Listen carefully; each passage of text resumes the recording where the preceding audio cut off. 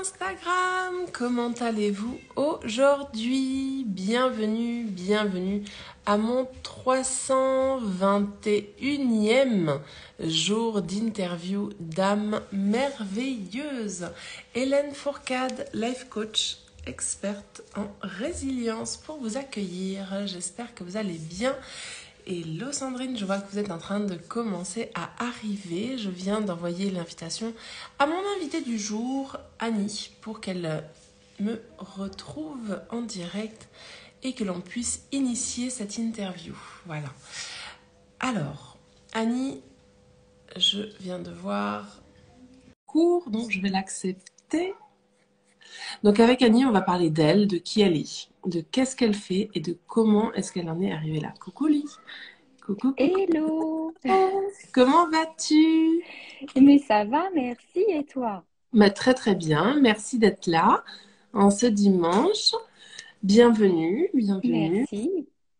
Alors, on va parler pendant à peu près 20 minutes, un peu plus, un peu moins. Ok. Ça va dépendre de ce que l'on a à dire, à se dire.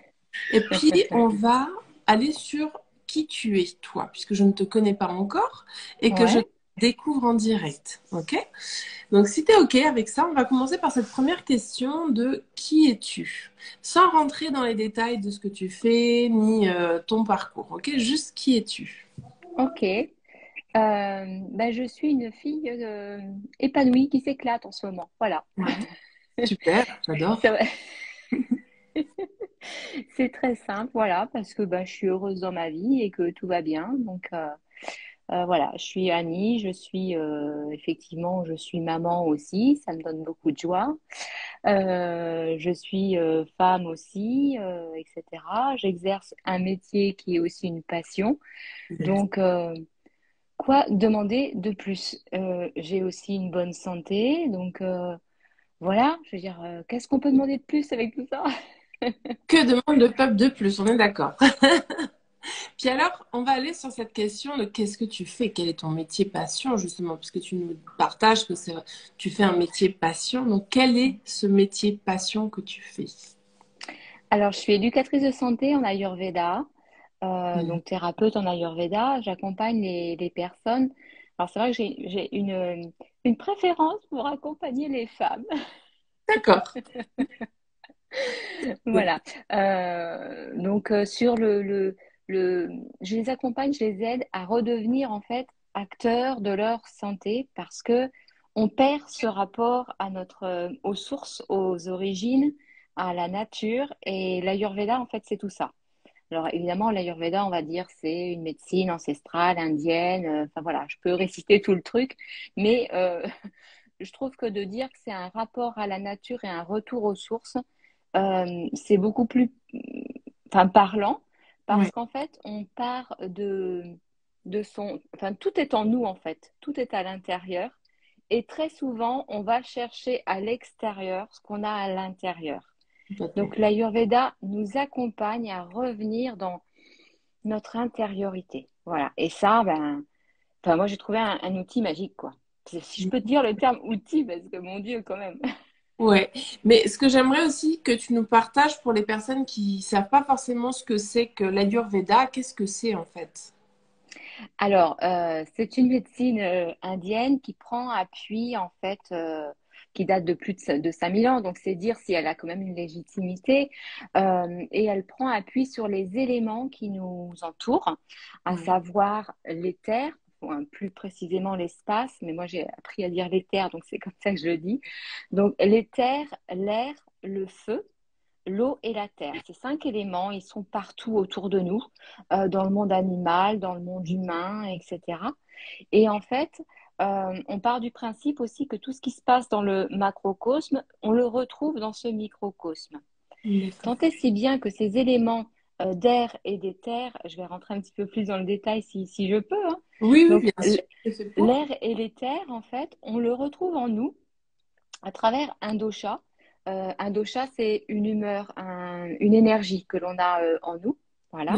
Ouais. Et ce dosha-là, il s'appelle Vata. Vata est composé des éléments air et éther. et on va lui attribuer des caractéristiques telles que la mobilité, la sécheresse, le froid, le côté rugueux, etc. Par exemple, là, on est en automne, même si on arrive un petit peu sur l'hiver, on est en saison de Vata, puisqu'on a ce froid, cette sécheresse. Regardez, écoutez votre corps, votre peau, elle peut tirailler un petit peu plus, elle est plus sèche. On peut avoir une sécheresse dans les yeux, une sécheresse de la peau, une sécheresse des cheveux, enfin, etc., etc. Et en fait, c'est en écoutant ça qu'on on revient à l'essentiel. Donc, j'en étais à Vata. Ma particularité aussi, c'est de partir dans tous les sens. J'en suis navrée. Donc, J'adore. alors, Vata, c'est l'éther et l'air. Ensuite, on a un deuxième dosha, c'est Pitta. Et Pitta est composé des éléments feu et eau. Voilà. Alors, feu et eau, que l'on retrouve, lui, il est chargé de tout ce qui est l'assimilation. Assimilation des nutriments, de ce que l'on va ingérer, mais pas que, des sentiments, des émotions, de tout ce qu'on va vivre au fur et à mesure de nos journées. Et donc, il y a des moments où les émotions, elles sont dures à avaler. Enfin, c'est difficile. Et Mhm. donc, tout ça, quand ça ne passe pas bien, ça se transforme au fur et à mesure en toxines dans notre corps. Et ces toxines, au fur et à mesure, on va les accumuler et elles vont créer, au fur et à mesure, on va aboutir sur des maladies. Voilà. D'où l'intérêt d'être à l'écoute de son corps en amont. L'Ayurveda, c'est ça. On peut rentrer dans l'Ayurveda de deux entrées différentes, soit de manière préventive, soit de manière curative. Mhm. Autant le faire de manière préventive. Préventif. Oui. Voilà, on apprend à être à l'écoute de son corps pour se dire, ah là, il y a quelque chose qui se passe en moi, je ressens ça. Ok, donc peut-être que je peux changer de par ma façon d'être, de par ma façon de penser, de manger, surtout de manger, parce que l'alimentation compte pour beaucoup, etc. Et je finis avec mon troisième dosha, qui est le dosha Kapha, qui lui est composé des éléments terre et eau. Alors Kapha, lui, vous voyez, c'est terre et eau, ça fait penser, quand on mélange de la terre et de l'eau, ça fait de la boue. C'est quelque chose, vous voyez, qui lie, qui soude. Donc Kapha, on en a besoin aussi de Kapha pour porter notre corps, en fait. C'est lui qui lie notre corps. Alors, il faut comprendre qu'on a tous dans notre corps ces trois doshas-là. On a tous Vata, Pitta et Kapha. Comme je dis toujours, j'aime beaucoup rire aussi, j'aime beaucoup l'humour, et je dis toujours c'est Riri, Fifi et Loulou. Voilà. Donc, on a nos trois doshas en nous, et ces trois doshas-là, on les a tous, par contre, parce qu'on est tous différents, on est OK là-dessus, à des degrés différents. Bien sûr. Et c'est lorsque l'on fait ces tests de constitution, justement pour connaître, savoir combien on a de Vata, de Pitta, de Kapha, enfin de quoi on est constitué, on appelle ça notre prakriti, notre constitution de naissance en fait, en sanskrit. Donc, lorsque l'on connaît sa prakriti, on sait par exemple, on va être 60, je dis n'importe quoi, hein, 60% Vata, allez, 35% Pitta et le reste par exemple en Kapha. Voilà.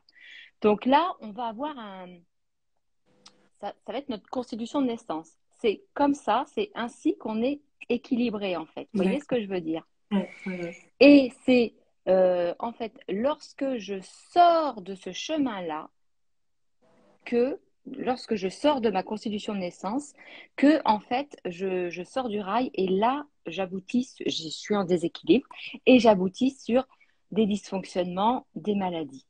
Alors en Ayurveda, les premiers symptômes, ça peut être des symptômes très simples, hein. Un rhume, c'est un dysfonctionnement, même s'il peut venir parce que j'ai pris un coup de froid. Ceci étant, j'ai favorisé le terrain de par mon alimentation, etc., etc. Vivre des états de ballonnement, de gaz, de constipation, c'est pas non plus confortable. Ça occasionne de la gêne, etc. Et ça aussi, ce sont des symptômes importants à prendre en compte. D'autant plus importants qu'ils sont souvent très liés à Vata, qui est l'un des doshas les plus, enfin, c'est celui qui entraîne le plus de maladies en fait. Et on est dans une époque très vataïsante, si on peut dire comme ça, de par, vous savez, tout va vite en fait, c'est ça. Tout va vite, il faut vite, vite, vite. Il faut aller vite, vite, vite, on part au boulot, vite, vite, vite, il faut faire ci, il faut faire ça, allez hop, les écrans, et paf, et paf, et paf. Et du coup, on est complètement bataillé et il y a beaucoup de mouvements, beaucoup, beaucoup, beaucoup, beaucoup de mouvements en nous. Et du coup, on perd l'alignement et on ne sait plus s'écouter. Voilà, j'ai fait très rapide, je suis un peu C'est sortie de génial, tous c'est les sens. magnifique. On a Lee qui dit que c'est intéressant. Bon, il a son prof de méditation qui va bientôt donner un cours d'Ayurveda. Il Ah, hésitait encore. super. Et tes explications sont claires et ça me parle. Du coup, je pense que tu as convaincu Lee Bon, de le faire. Donc, tu vois, ok. ça aura Alors, servi super. à une personne. Alors, il y a vraiment un lien entre enfin, yoga, Ayurveda, tout ça, ça va de pair. Hein, et si la personne, effectivement, a un prof de yoga qui peut, alors ça, c'est top, hein, parce que vraiment, on a tellement des. Alors, j'ai rien contre les profs de yoga, loin de là. Ça, c'est Mais, méditation, prof de méditation. ah, de méditation, très bien, voilà. Donc, je me tais. Voilà. Mais j'en reparlerai tout à l'heure. Et alors, juste par curiosité, comment ça se passe une séance avec toi en fait? Comment on travaille avec toi finalement? Oui, alors en fait, on se voit, donc on prend rendez-vous ensemble. Déjà, on vérifie si ça match entre nous parce que c'est vrai que j'aime bien prendre connaissance de la problématique de la personne et de savoir si je peux venir en aide, si je peux Ouais. l'accompagner. Parce que je veux pas, enfin, sinon j'indiquerai une autre personne parce que je connais mes zones de compétences et ma zone de génie. Je sais où je peux m'arrêter aussi. Je veux pas faire perdre de temps aux personnes non plus et leur vendre du rêve. Donc, on voit ensemble si ça match. Et ensuite, en fait, on va passer le test de constitution de naissance qui C'est ça m'aide, que moi. je voulais te Oui, poser la question. Ce test, c'est quoi? C'est une prise de sang? Ça se passe comment en fait? non, c'est un questionnaire. Alors, il y en a Ah, plusieurs, mais bon, il n'y en a pas pléthore. Hein. Les vrais, on les trouve dans les textes qui nous sont transmis lorsqu'on devient praticien en Ayurveda.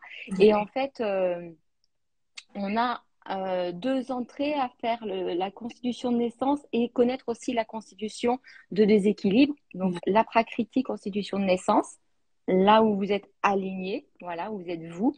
Et la prakriti, la vikriti, pardon, là, c'est la constitution de déséquilibre. Et on a en fait accès aux deux comme ça. Ça nous permet de savoir quels doshas sont déséquilibrés. Donc, on part de ces tests-là à faire et ensuite, on travaille selon la problématique de la personne en plusieurs séances. Par contre, voilà, quoi, c'est pas l'Ayurveda, c'est quelque chose qui demande du temps.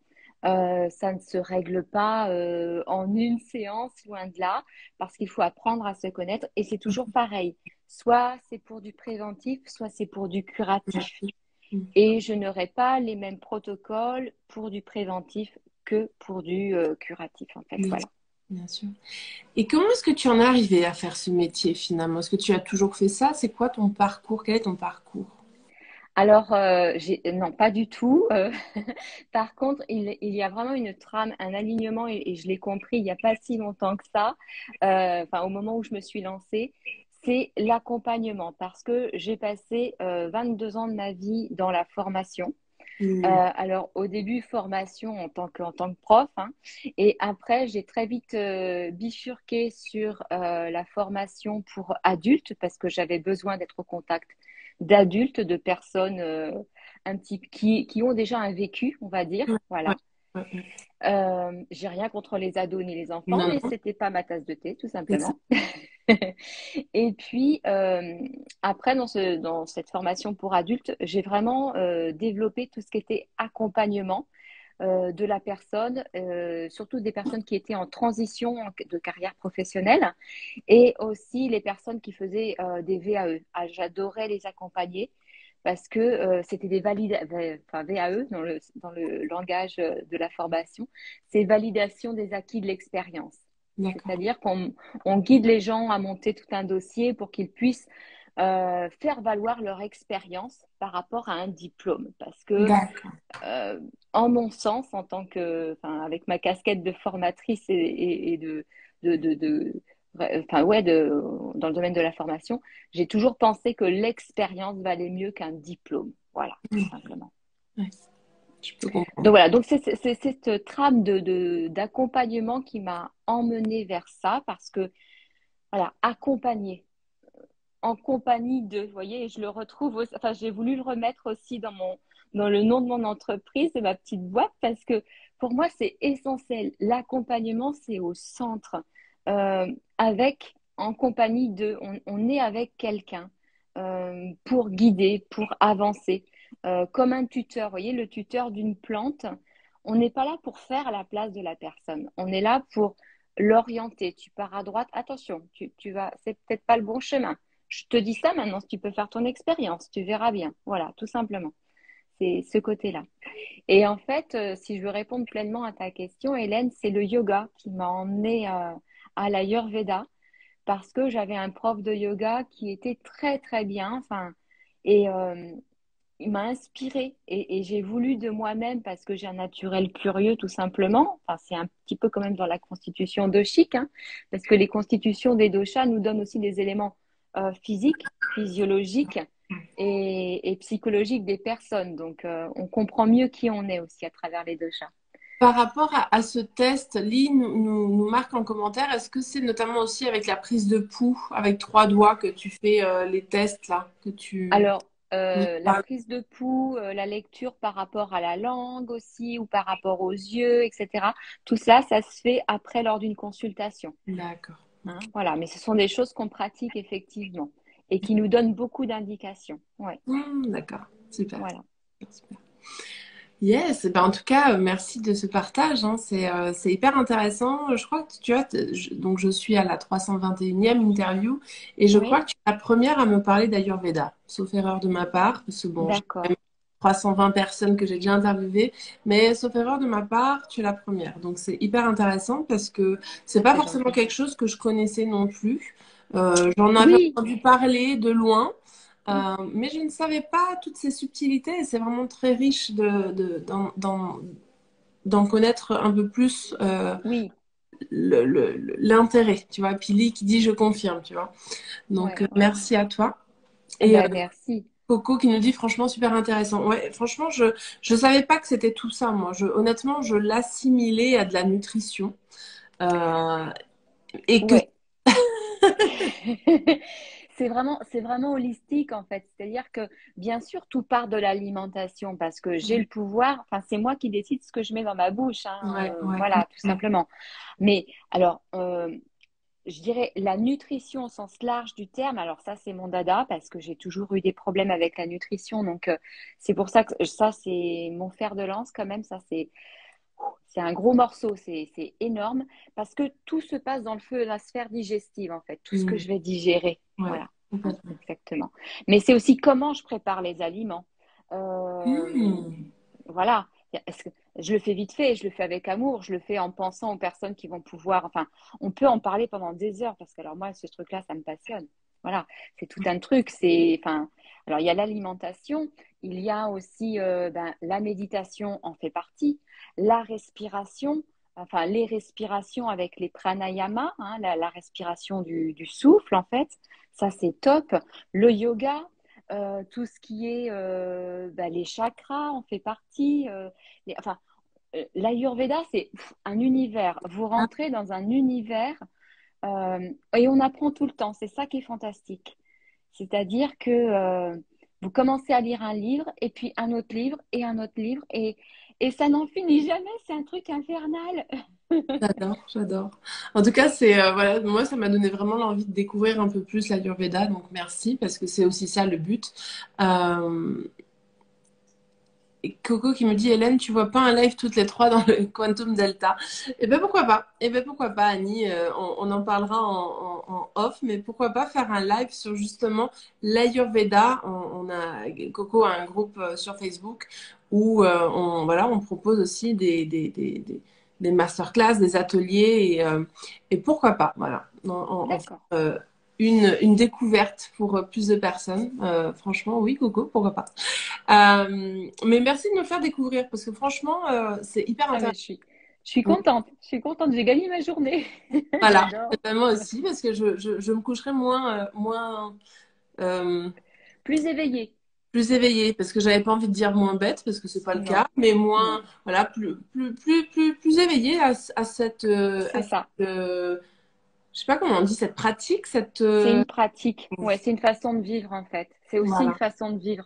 tu apprends aussi à connaître les autres et à te dire, tiens, cette personne-là, oh là là, il y a du pita dans l'air, il y a de la colère, il y a de la frustration. Bon, je sais à peu près comment la prendre ou quelqu'un qui est tout le temps la tête dans la lune. Enfin, enfin, on apprend vraiment à vivre Ouais, avec l'autre ouais. et en étant à l'écoute de la nature et de nos sens. Yes. Plus enrichi, nous dit Coco, exactement. Plus enrichi. Mm. Je préfère ce. Enfin, j'aime bien. Donc, on arrive gentiment à la fin de cette interview qui était hyper riche. Pour toutes les personnes qui nous ont rejoints un peu à la fin, moi, je vous invite à réécouter puisque Annie nous a présenté ce que c'est que l'Ayurveda et comment elle le pratique finalement. Donc, c'était très riche, très intéressant. Et avant de se quitter, donc plusieurs petites choses. Déjà, tu vas pouvoir venir mettre sous la vidéo quand je vais la publier tes coordonnées pour que les gens ils puissent connecter avec toi. S'ils ont des questions au sujet de l'Ayurveda, ils puissent te les poser en direct. Et avant de se quitter, j'aime bien vous demander quelles ont été 3 inspirations que vous avez eues lors de ce cheminement, que tu pourrais nous partager là maintenant tout de suite et que tu pourras venir taguer en commentaire également. Donc, en dehors de la famille et des amis, hein, vraiment trois, Mm. ça peut être des formateurs, des auteurs, des livres, enfin peu importe, mais vraiment 3 personnes inspirantes à tes yeux. Et, euh, et j'en profite pour lire le commentaire de Coco qui nous dit, et d'une manière que je ne connaissais pas du tout par rapport à l'Ayurveda. Donc vraiment très, très enrichissant. Ouais. Ah, bah, c'est gentil. Ok. Alors, je vais revenir aux sources, c'est-à-dire à ce qui m'a décidé à aller vers l'Ayurveda, c'est le yoga. Ok. Et en fait, quand je faisais mes cours de yoga, enfin quand je suivais les cours de yoga, j'avais besoin d'en faire aussi. Je sentais que j'avais besoin d'en faire d'autres toute seule dans la semaine, Ouais. en fait. Donc, je me suis mis à suivre sur Insta, sur les réseaux et sur YouTube, 2 personnes que je trouve magnifiques et qui m'inspirent beaucoup. C'est Delphine Marie Yoga, que je ne connais pas, hein, outre mesure, mais Ouais. simplement, je la suivais et vraiment j'adore parce que elle a un rapport, donc Delphine Marie Yoga, elle a un rapport au corps et au yoga qui n'est pas du tout postural et qui nous enseigne vraiment d'accepter là où on en est. C'est-à-dire que on met pas les mains par terre, et ben c'est pas grave. Enfin, on est là où on est au moment où on en est, tout simplement. L'acceptation Hein, de voilà. soi. Mm. Exactement. Et c'est pas de lever la jambe le plus haut on s'en fiche de ça. Ça n'a aucun sens. Dans ce cas-là, on fait de la gym si on veut. Voilà. Donc Delphine Marie Yoga, je trouvais génial.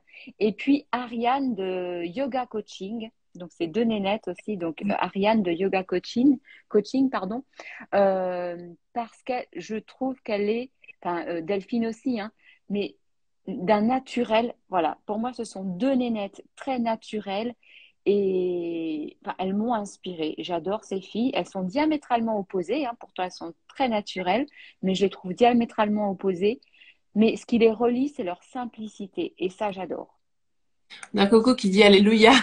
Je pense que ça fait référence à quand tu as dit surlève pas la jambe, c'est pas grave. C'est Ben exactement oui, ça. voilà, au secours. C'est sûr. Donc ça nous fait déjà 2 belles personnes. Est-ce que tu en aurais une troisième à nous partager qui te vient? Euh, Moi, ce serait plutôt un livre. Un livre, si ça vous dérange pas, parce que Ouais. Non, j'aime beaucoup lire, c'est une de mes passions. Alors, évidemment, les accords Toltec en long, en large et en de travers, hein, à Héloïse. lire, à laisser sur la table de chevet. Là, tu fais Euh, plaisir à Coco parce que c'est un de ses bouquins préférés aussi, hein, je le sais là. ah, Je pense qu'elle va nous mettre un petit commentaire à ce sujet, mais Et puis, j'ai beaucoup aimé, ça m'a fait beaucoup réfléchir, c'est le livre des coïncidences de Deepak Chopra. ouais. Je mettrai les références. Ouais. Et justement, qui nous montre à quel point ben, des coïncidences, il n'y en a pas et que c'est un alignement dans la vie. Si ça doit se faire, ça se fait, quoi, tout simplement. Et c'est un livre merveilleux. Oui, alors Coco qui nous dit ah oui, tu n'assumeras pas. Alors elle traduit de l'anglais directement, c'est tu ne présumeras pas, Coco. Ah, d'accord. Ouais. Eh ben écoute, merci infiniment pour ces partages. Effectivement, très voilà, je pense que ça va être de belles découvertes concernant les 2 personnes que tu nous as citées en premier par rapport au yoga, Delphine et Ariane, c'est ça? Et Ariane, oui. Et puis bah, pour les livres, pour ceux qui les connaissent pas, je vous invite à les lire aussi parce que je les ai lus, ils sont vraiment très très très inspirants. est très chouette. Voilà. Voilà. Merci du fond du cœur, Annie, pour ce Merci à moment. toi. Merci à toi, c'était super. C'est passé trop vite. Oui, ça passe toujours très vite. En tout cas, c'est les retours qu'on me fait. Moi, c'est le retour que j'ai aussi. Et surtout que voilà, c'est un format qui est relativement court, mais au moins, Mm. ça permet d'aller à l'essentiel. Et, euh, et Coco qui nous dit, franchement génial, une de tes top interviews. Merci. C'est vrai que c'est très intéressant, en tout cas. Merci du fond du cœur. Merci à vous tous qui étaient présents aussi, et puis merci à ceux qui regarderont en privé, en replay, pardon, en privé et en replay. Et est-ce que tu voudrais, avant que l'on se quitte, nous transmettre un dernier petit message, Annie? Oui, apprenez à être à votre, enfin simplement, ça va être répétitif, mais apprenez à être à votre écoute, euh, à prendre le temps. Voilà, en fait, j'en ai marre des gens qui disent, j'ai pas le Pas le temps. temps. Ouais. On se donne le temps que l'on veut. Ça dépend de nos priorités. Apprenez à prioriser, s'il vous plaît. Alors, on sait qu'il y a des moments de la vie où c'est pas facile, mais apprenez à prioriser et pensez à vous parce que si vous êtes bien avec vous, mais vous allez, mais franchement, mais rayonner auprès des autres et être bien avec les autres et leur faire du bien. Voilà, tout simplement. C'est pas du tout égoïste que de penser à soi. Et là, ce qui me vient, tu vois, avec cette phrase que j'ai eu longtemps dite, hein, moi-même, hein, j'ai pas le temps, j'ai pas le temps, je l'ai longtemps dit, mais aujourd'hui, je la dis presque plus, je suis en train de me réfléchir, quand est-ce que c'est la dernière fois que je l'ai dit? Et franchement, ça me vient pas trop à l'esprit. Mais ce que je voulais juste préciser, c'est que quand on n'arrête pas de dire j'ai pas le temps, j'ai pas le temps, j'ai pas le temps, on le crée en fait, hein, ce manque de temps. Parce qu'à force de Ouais. le dire, on vraiment se le crée. Moi, ce que je vous inviterais, Mm. c'est juste à changer cette phrase par peut-être je vais prioriser mon temps. Pour l'instant, je fais ça. Dès que j'aurai Voilà. fini, hop, voilà. Mais juste changer cette phrase de j'ai pas le temps par autre chose, Mm. en fait. Parce que, On, en fait, on a tous 24 heures dans une journée, on est OK. c'est ça. Donc, voilà. Voilà, voilà. Merci en tout cas, Annie. Merci à vous tous qui étaient présents. C'était vraiment très chouette comme live. Je vous invite à aller découvrir Annie sur Facebook et sur Instagram, du coup, parce que il me semble que tu es un peu plus sur Facebook. On va les deux, mon Les deux. capitaine. Super. Ouais. Eh ben, voilà, voilà. Merci. Je vais vous souhaiter une excellente journée. Je vous retrouve demain pour mon prochain live. Et puis, ben, bon dimanche à vous. Voilà. Je vous Bye embrasse bye. très, très fort. Bonne journée. Ciao. Merci Hélène. Ciao.